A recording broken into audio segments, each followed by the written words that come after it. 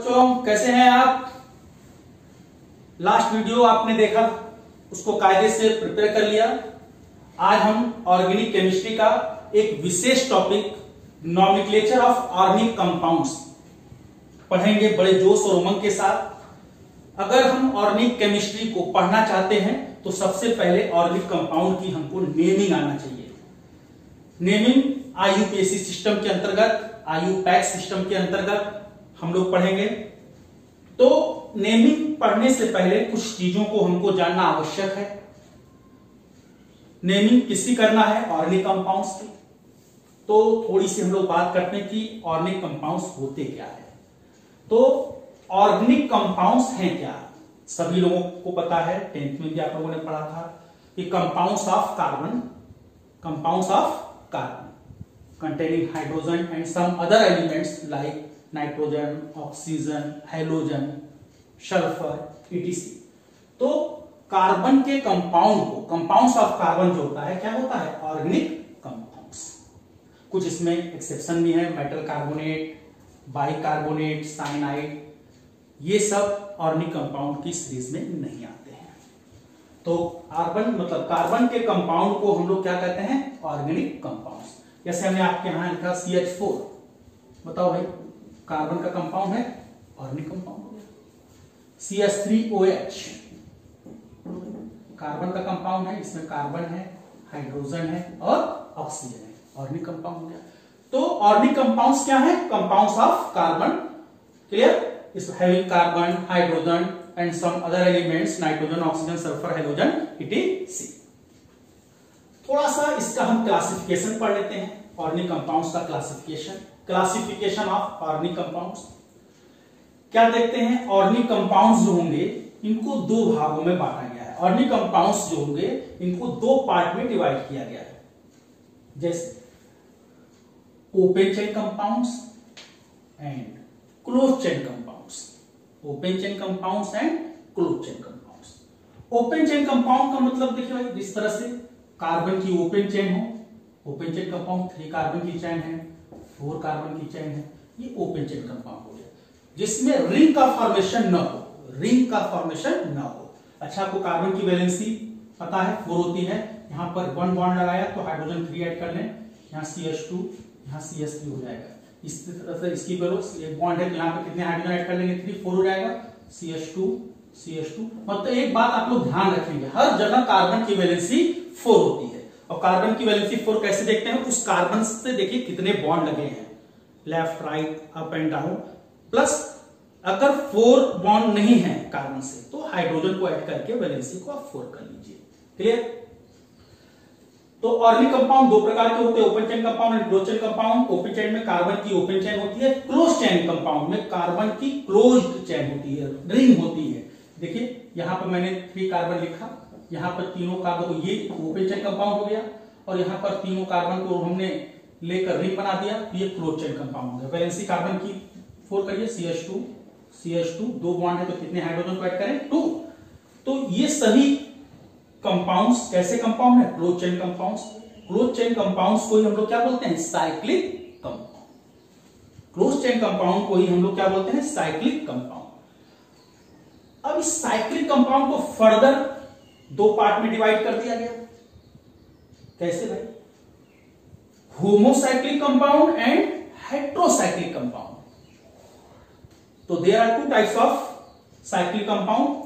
First one is homocyclic compound and another is heterocyclic compound.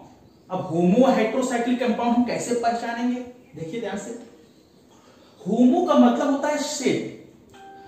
अगर carbon की जो ring है इसमें केवल कार्बन की क्लोज चेन है, रिंग में सिर्फ कार्बन है, तो उस साइक्लिक कंपाउंड को हम क्या बोलेंगे? Homocyclic compound. बिल्कुल क्लियर है बेटा? देखिए यहां भी कार्बन, यहां भी कार्बन है, यहां कार्बन है, यहां कार्बन। अगर रिंग में केवल कार्बन है, रिंग बना है तो साइक्लिक कंपाउंड, और रिंग में केवल कार्बन है तो उस साइक्लिक कंपाउंड को हम क्या नाम देते हैं? Homocyclic compound.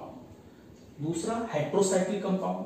यहां भी देखिए, यहां भी रिंग है लेकिन रिंग में कार्बन के अतिरिक्त other atom, nitrogen, oxygen, sulphur, heteroatom जिनको बोलते हैं, इनको हेट्रोएटम बोला जाता है, ये रिंग में आ जाएंगे। देखिए यहां पर देखिए कार्बन कार्बन कार्बन कार्बन, यहां बीच में यहां कार्बन नहीं है, बीच में कौन सा एटम आ गया, ऑक्सीजन। रिंग में केवल कार्बन हो तो उस साइक्लिक को होमोसाइक्लिक बोलते हैं, होमो मतलब सेम एटम की रिंग, और हेट्रोसाइक्लिक में कार्बन के अतिरिक्त नाइट्रोजन, ऑक्सीजन, सल्फर मतलब हेट्रोएटम आ जाएगा। तो देखिए यहां पे ऑक्सीजन आ गया, यहां नाइट्रोजन आ गया, यहां सल्फर आ गया।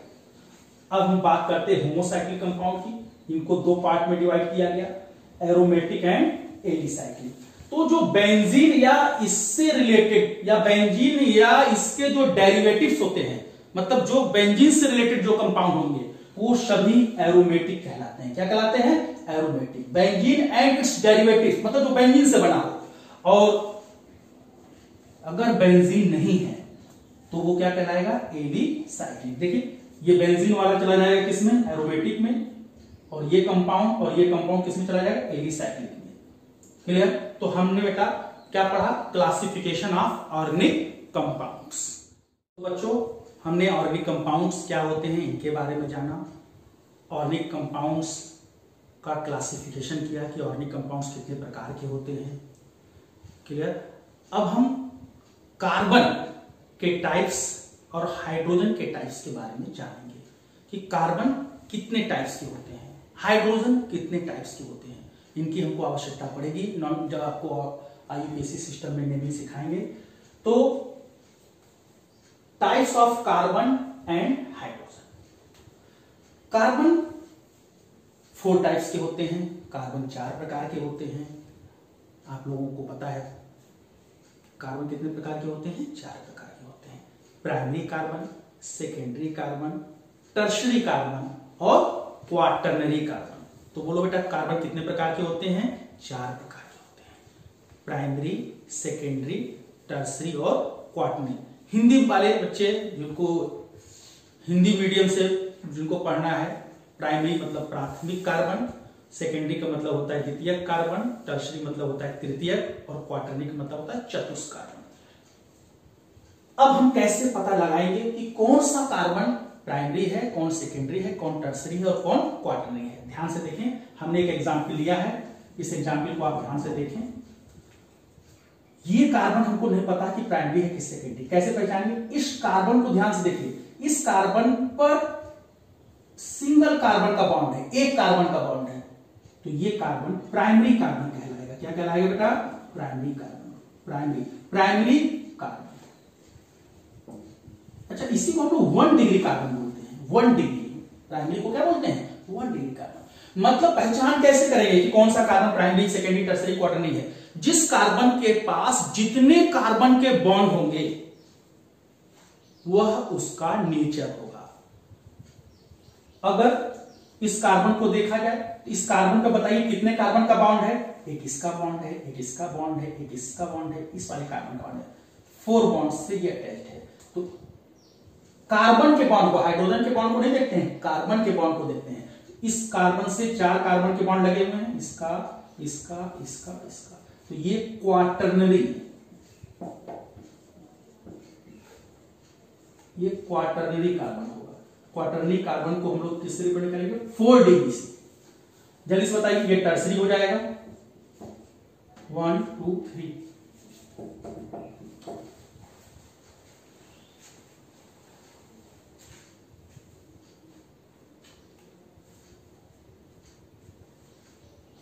टर्सरी कार्बन हो जाएगा। ये टर्सरी को हम लोग 3 डिग्री कार्बन कहते हैं। और ये वाला बोलिए, इस पर भी इस कार्बन का बॉन्ड है, इसका है, इसका है, तो ये भी 3 डिग्री हो जाएगा। बिल्कुल समझ में आ गया। जल्दी से बताइए ये वाला कार्बन कैसा होगा, इस पर 2 कार्बन के बॉन्ड है, तो ये कैसा होगा, सेकेंडरी, सेकेंडरी को 2 डिग्री। फर्स्ट से बोलिए, इस वाले कार्बन को 1 कार्बन का बॉन्ड है, ये 1 डिग्री कार्बन होगा। और बताइए ये वाला कार्बन बताइए कैसा होगा, 1 डिग्री। अच्छा एक एग्जाम्पल आप ये वाला भी देखिए बेटा, इस वाले कार्बन के पास 1 कार्बन का बॉन्ड है, ये भी 1 डिग्री कार्बन होगा। अगर मैं आपसे पूछूं, एक एग्जाम्पल मैं ले रहा हूं, उसको ध्यान से देखें।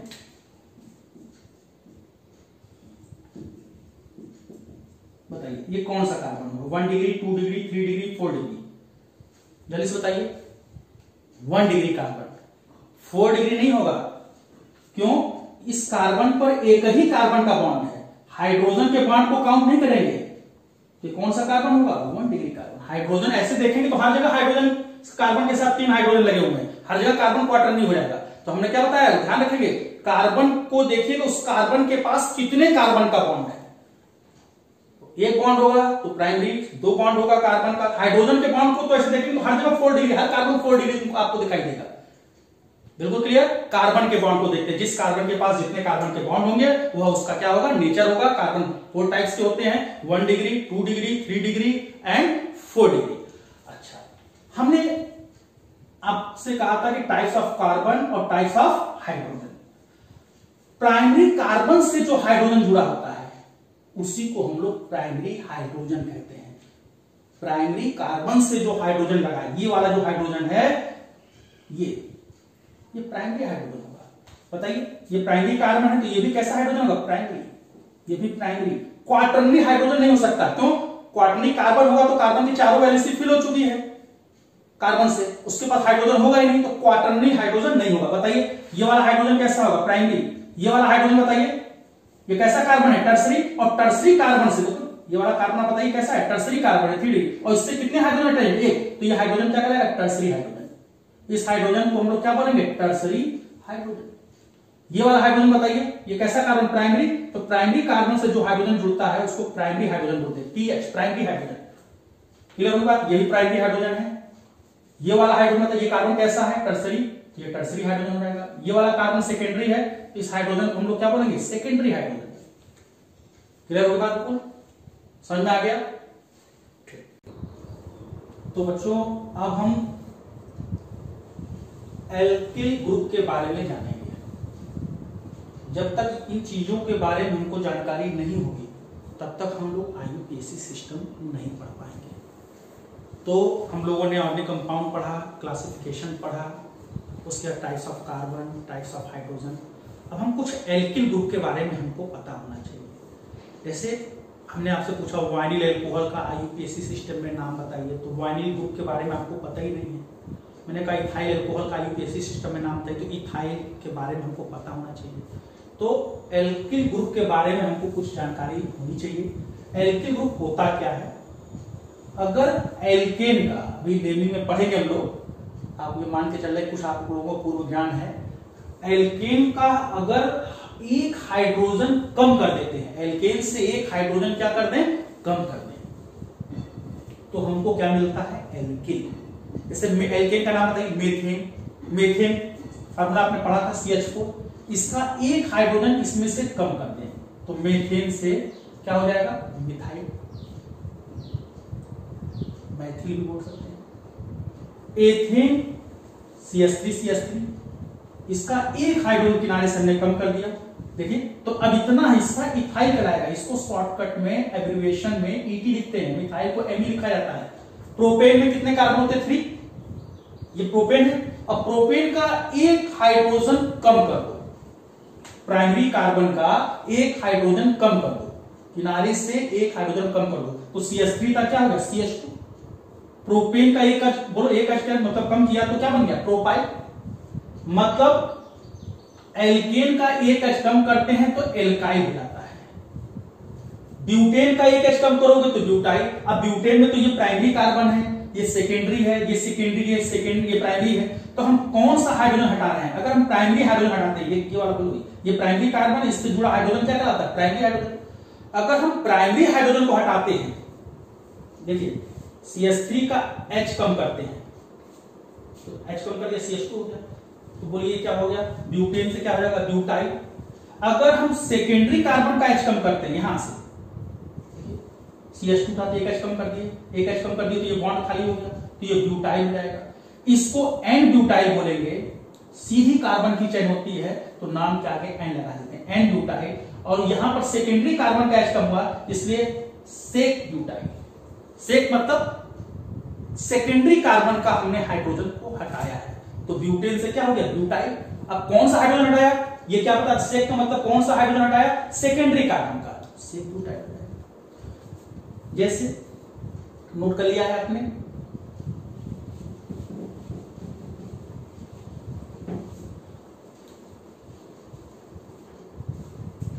ब्यूटेन हमको लिखना है। ब्यूटेन में बताइए कितने कार्बन होते हैं? 4। ब्यूटेन में नंबर ऑफ कार्बन कितने होते हैं? 4।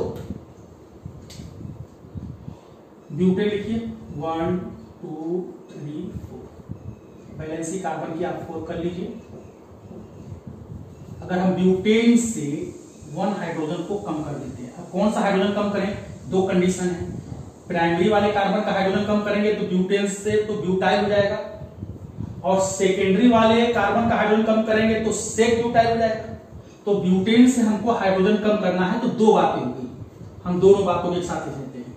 ब्यूटेन का अगर हम एक कैच कम करते हैं प्राइमरी कार्बन से तो ब्यूटाइल हो गया, एन लगा देंगे, नॉर्मल एन ब्यूटाइल। सीधी कार्बन की चेन है, अगर 2 से अधिक कार्बन है तो आप एन लगा सकते। 3 है तो एन प्रोपाइल, एन ब्यूटाइल। 2 से अधिक कार्बन है तो और कार्बन की सीधी चेन है, आप एन लगा के बोलेंगे यदि प्राइमरी कार्बन का हाइड्रोजन आपने हटाया है। अब यहां वाला ये हाइड्रोजन, ये भी सेकेंडरी कार्बन से अटैच्ड है, ये हाइड्रोजन भी सेकेंडरी कार्बन से अटैच्ड है।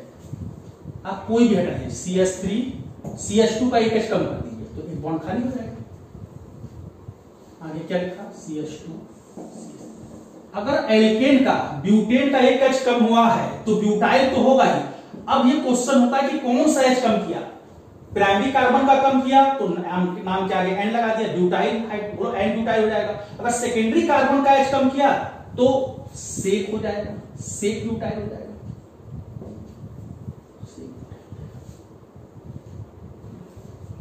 अब हम बच्चों आइसो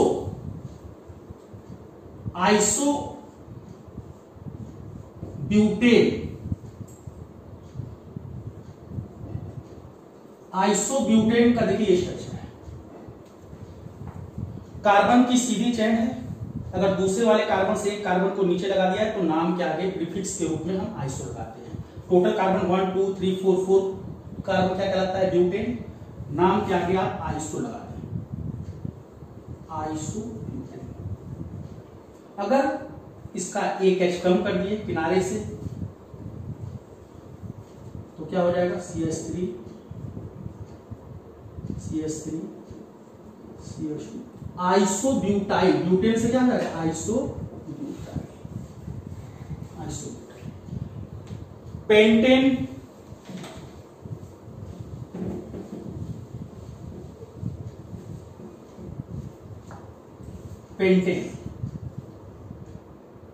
अगर आपको लिखना है तो कितने कार्बन बनाएंगे? 5। अगर वैलेंसी इसकी हम पूरी कर लें और हम किनारे का हाइड्रोजन हटाते हैं प्राइमरी कार्बन का,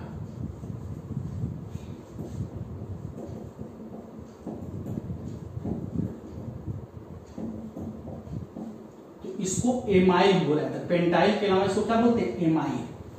अगर कभी आपको आगे एमाइल क्लोराइड लिखिए तो एमाइल में 5 कार्बन होते हैं, इतना हिस्सा एमाइल कहलाता है। अगर इसके आगे हम OH लगा देंगे तो एमाइल अल्कोहल हो जाएगा, अगर Cl लगा देंगे तो एमाइल क्लोराइड हो जाएगा। अगर हम सेकेंडरी कार्बन का हटाते हैं हाइड्रोजन, यहां से हाइड्रोजन हटाते हैं तो क्या होगा भाई? अगर हम सेकेंडरी कार्बन का हाइड्रोजन हटा देते हैं तो क्या होगा? सेक एमाइल। क्या नाम देंगे? सेक एमाइल। सेकेंडरी कार्बन का अगर आप हाइड्रोजन हटाते, सेकेंडरी कार्बन से एक हाइड्रोजन को हटा दीजिए आप,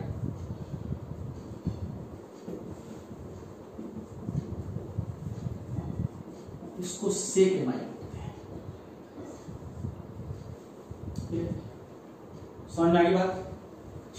कुछ ग्रुप आपको मैं अब डायरेक्ट दे दे रहा हूं, आप उसको याद कर लें। कुछ हम ग्रुप लिख रहे हैं उसको आप डायरेक्ट याद करते हैं। इनकी आवश्यकता बहुत पड़ेगी।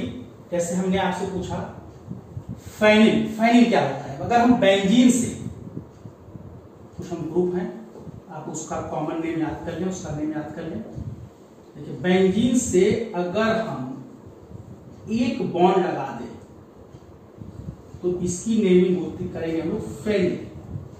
क्या बोलेंगे? फेनिल। ये 2 कार्बन ले लें, यहां फर्स्ट और सेकंड कार्बन के बीच में डबल बॉन्ड लगा दें तो इतना हिस्सा, ये जो ग्रुप है इसको हम लोग वाइनिल बोलते हैं। अगर 3 कार्बन ले लें, फर्स्ट और सेकंड कार्बन के बीच में डबल बॉन्ड लगा दें, बैलेंसिंग पूरी कर लीजिए, ये ग्रुप जो होता है एलिल कहलाता है। तो ध्यान से आप देखें,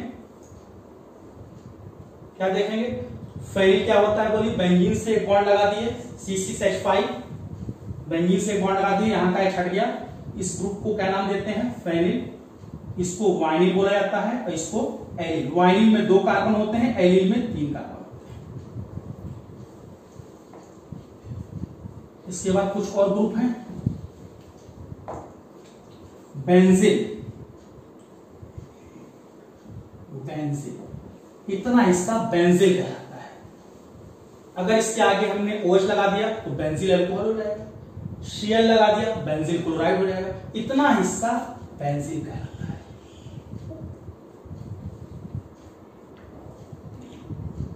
अगर इसमें से एक हाइड्रोजन और कम कर दिए तो इसका एक बॉन्ड और खाली हो गया, बेंजील के बाद बेंजील, ये बेंजील हो गया और दिस इज बेंजल, और इसका ये हाइड्रोजन भी हटा दें,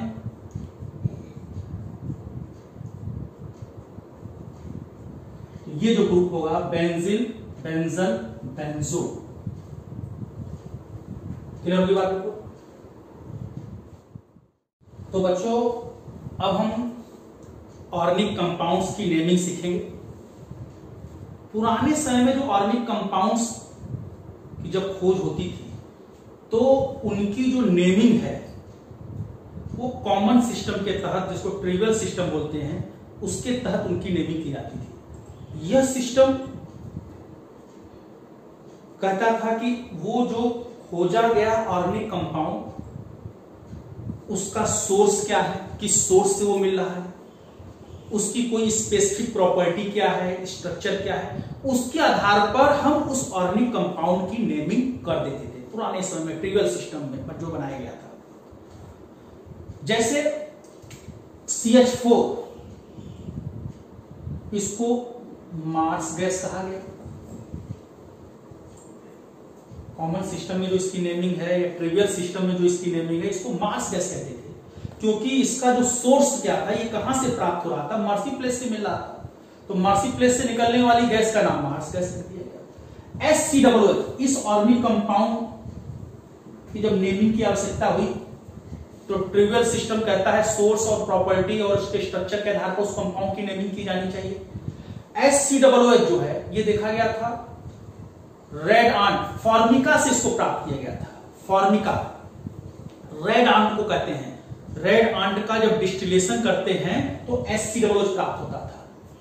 चूंकि HCOOH फॉर्मिका से प्राप्त होता था इसलिए इसका नाम फॉर्मिक एसिड पड़ गया। फॉर्मिक एसिड फॉर्मिका से मिलता है इसलिए फॉर्मिक एसिड पड़ गया। CH3OH, इसको हम लोग वुड स्प्लिट कहते हैं, लकड़ी से प्राप्त किया गया था। इस तरह से पुराने समय में जब IUPAC सिस्टम नहीं बना था उस समय हम ऑर्गेनिक कंपाउंड की नेमिंग सोर्स और प्रॉपर्टी के आधार पर कर देते थे। लेकिन डे बाय डे नए नए ऑर्गेनिक कंपाउंड डिस्कवर होते गए। तब समस्या आ गई, आखिर ऑर्गेनिक कंपाउंड की नेमिंग कैसे की जाए। एक ही सोर्स से बहुत सारे ऑर्गेनिक कंपाउंड्स प्राप्त होने लगे थे। तब जेनेवा में सभी पूरे वर्ल्ड के साइंटिस्ट एकत्र हुए, जेनेवा में बैठक हुई और वहां पर इस समस्या का समाधान किया गया और एक नया सिस्टम बनाया गया। ऑर्गेनिक कंपाउंड्स की नेमिंग करने के लिए एक नया सिस्टम बनाया गया जिसको हम लोग IUPAC सिस्टम कहते हैं, international union of pure and applied chemistry. इसका प्रोनाउंसिएशन हम आपको बताते हैं। इसका जो प्रोनाउंसिएशन होता है, it is pronounced by IUPAC। It is pronounced by IUPAC। IUPAC बोला जाता है कि इसका प्रोनाउंसिएशन जो होता है वो क्या होता है, IUPAC। हम लोग IUPAC या IUPAC पढ़ने जा रहे हैं। तो किसी भी ऑर्गेनिक कंपाउंड की IUPAC सिस्टम के तहत हम नेमिंग कैसे करेंगे, इसके लिए क्या रूल दिए गए, इसको आपको जानना होगा। कैसे हम नेमिंग करेंगे, इसका जो पहला रूल है, फर्स्ट रूल क्या है इसका, किसी भी ऑर्गेनिक कंपाउंड की आईयूपीएसी सिस्टम के अंतर्गत हम कैसे नेमिंग करेंगे, इसका क्या रूल है। सबसे पहले जो भी ऑर्गेनिक कंपाउंड आपको दिया गया है जिसका हमको आईयूपीएसी सिस्टम में नेमिंग करना है, उसको दो पार्ट में हम डिवाइड करेंगे। गिवन ऑर्गेनिक कंपाउंड्स जो है डिवाइडेड इनटू टू पार्ट्स। पहला रूल यही है। रूल फर्स्ट क्या है, आप उसको दो पार्ट में डिवाइड करेंगे। कौन कौन से दो पार्ट, एक मेन चेन और दूसरा साइड चेन। पहला रूल क्या है, दो पार्ट में आपको डिवाइड करना है। गिवन ऑर्गेनिक कंपाउंड को दो पार्ट में आप डिवाइड करिए, दो पार्ट में आप डिवाइड करिए। ए है मेन चेन, पैरेंट चेन भी बोलते हैं इसको, मेन चेन, और बी जो है साइड चेन। किसी भी ऑर्गेनिक कंपाउंड का आपको आईयूपीएसी सिस्टम में नेमिंग करना है तो आप उस ऑर्गेनिक कंपाउंड को टू पार्ट्स में डिवाइड कर दीजिए। टू पार्ट्स में डिवाइड करिए। कौन कौन से दो पार्ट्स हैं, main chain and side chain. जो लॉन्गेस्ट चेन होती है, बड़ी वाली जो चेन होती है, उसको हम लोग मेन चेन कहते हैं, और जो बचा हुआ भाग है, रेस्ट पार्ट, वो कहलाता है साइड चेन। जैसे मान लेते हैं, हम कोई एग्जांपल आपको देते हैं। मान लेते हैं हमको इसको आईयूपीएसी सिस्टम में नेमिंग करना है, तो नेमिंग का पहला रूल क्या है, मेन चेन और साइड चेन छांटना। कैसे छांटते हैं, एक इंड से दूसरे इंड तक काउंट करो, जिधर सबसे ज्यादा कार्बन मिलेगा वही मेन चेन होगा, पैरेंट चेन होगा। इसमें बताइए इंड कितने हैं, 1 2 3। एक इंड से दूसरे इंड तक आप काउंट करिए, लॉन्गेस्ट चेन चूज कर लीजिए। यहां से यहां तक के लिए कितने कार्बन मिल रहे हैं, 1 2 3 4। यहां से यहां तक काउंट करिए, 1 2 3 4 5। एक पॉसिबिलिटी इधर की भी है, यहां से यहां तक 1 2 3 4। तो जो लॉन्गेस्ट चेन है ये है, सबसे बड़ी चेन ये है जिसमें 5 कार्बन है, 1 2 3 4 5। तो इसको हम लोग, जो लॉन्गेस्ट चेन होगी उसको हम लोग क्या कहेंगे, मेन चेन। लॉन्गेस्ट चेन क्या बोला, मेन चेन। अब जो कार्बन मेन चेन में नहीं आता है ये कहलाएगा साइड चेन। जो कार्बन मेन चेन में नहीं आता है वो क्या कहलाता है, साइड चेन।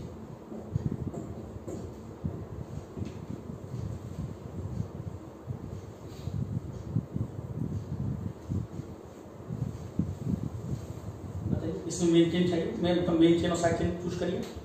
पता है इसमें कितने कॉर्नर हैं, 1 2 3 4। एक कॉर्नर से दूसरे कॉर्नर तक काउंट करिए, 1 2 3 4 5, 1 2 3 1 2 3 4 5 6, 1 2 3 4 5 6। और पॉसिबिलिटी देख लीजिए, 1 2 3 4 5 6। तो इधर से भी 6 आ रहा है, इधर से भी 6 आ रहा है, और सीधे कितना आ रहा है, 5 का।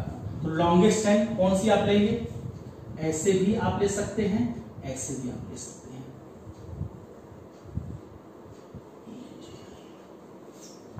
तो ओवरऑल अगर आपको किसी भी ऑर्गेनिक कंपाउंड की आईयूपीएसी सिस्टम के तहत नेमिंग करनी है तो सबसे पहले आप मेन चेन और साइड चेन चूज करिएगा।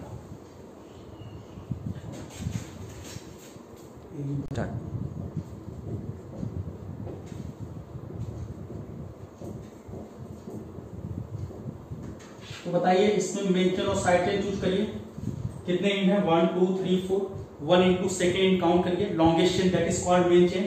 फर्स्ट से लिए 1 2 3 4, 1 2 और 2 कार्बन है, 4 1 2 3 और 2 5। लेकिन जरा इस इंड से इस इंड काउंट करिए, 2 3 4 और 2 6। यहां से यहां तक 6 कार्बन मिल रहे हैं। ऐसे हम लेते तो 5 मिलता, ऐसे मिलेंगे तो 5 मिलेगा, लेकिन इस इंड से इस इंड तक काउंट करने पर सबसे अधिक कार्बन 6 मिल रहे हैं, तो ये मेन चेन हो जाएगी, और ये दोनों क्या कहलाएगा, साइड चेन। ये हमारा मेन चेन। मेन चेन छांटने के बाद जो भी कार्बन बचता है वो साइड चेन हो जाता है, वो क्या हो जाता है, साइड चेन। जैसे एक एग्जांपल और ले लीजिए आप लोग, लाइन स्ट्रक्चर ड्रॉ कर देते हैं। बताइए इसमें कितने कॉर्नर हैं, कितने इंड हैं, 1 2 3 4। काउंट करिए 1 2 3 4 5 6 1 2 3 4 5 6 1 2 3 4 5 6 7 8 इस एंड से इस एंड तक सबसे ज्यादा कार्बन मिलना है। देखिए ये मेंशन हो जाएगा और जो रेस्ट कार्बन होगा, रेस्ट मतलब एक यहाँ कार्बन है एक यहाँ कार्बन, ये और ये वाला, ये क्या कहलाएगा साइड चेन।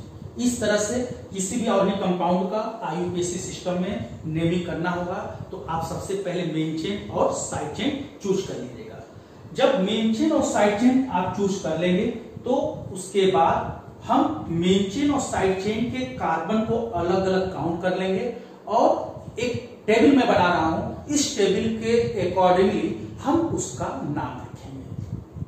तो बच्चों अब हम इस टेबल के अनुसार जो ऑर्गेनिक कंपाउंड दिया है उसमें मेन चेन और साइड चेन तो हम लोगों ने छांट लिया था।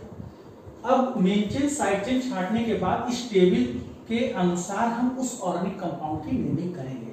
देखो ध्यान से, अगर मेन चेन में 1 कार्बन है तो हम उसको मेथेन बोलेंगे, 2 कार्बन है तो एथेन बोलेंगे, 3 को propane, butane, pentane, hexane, heptane, octane, nonane, decane, 10 carbon को क्या बोलते हैं डेकेन, 11 होगा तो अनडेकेन, डेकेन मतलब 10 और अन मतलब 1, अनडेकेन, 12 को बोलो बेटा डोडेकेन, 13 कार्बन होगा तो ट्राइडेकेन, 14 होगा तो टेट्रा, 15 होगा तो पेंटा। इस तरह से आगे और भी, जैसे हम आपसे पूछें 15 कार्बन होता तो पेंटाडेकेन, क्या नाम देते इसका पेंटाडेकेन। 20 कार्बन होता तो इसका नाम हम क्या देते, 20 कार्बन 20 कार्बन को हम क्या बोलते हैं, चलिए इसे बोलिए आइकोसेन, क्या नाम देते आइकोसेन। 30 कार्बन होता ट्राइकॉन्टेंट, ट्राइकॉन्टेंट। अगर 35 कार्बन होता तो क्या नाम देते 30 को तो ट्राइकॉन्टेंट कहते हैं, अगर 35 होता तो क्या नाम देते पेंटाट्राइकॉन्टेंट। 30 मतलब ट्राइकॉन्टेंट, पेंटा मतलब 5। अगर हम 35 की आपसे पूछते लेनी तो क्या नाम लिखते आप पेंटा ट्राइकॉन्टेंट। 100 कार्बन का नाम क्या बता सकते हैं, पूछा गया था 100 कार्बन का नाम बताइए। हेक्टेन, 100 कार्बन को क्या बोलते हैं हेक्टेन।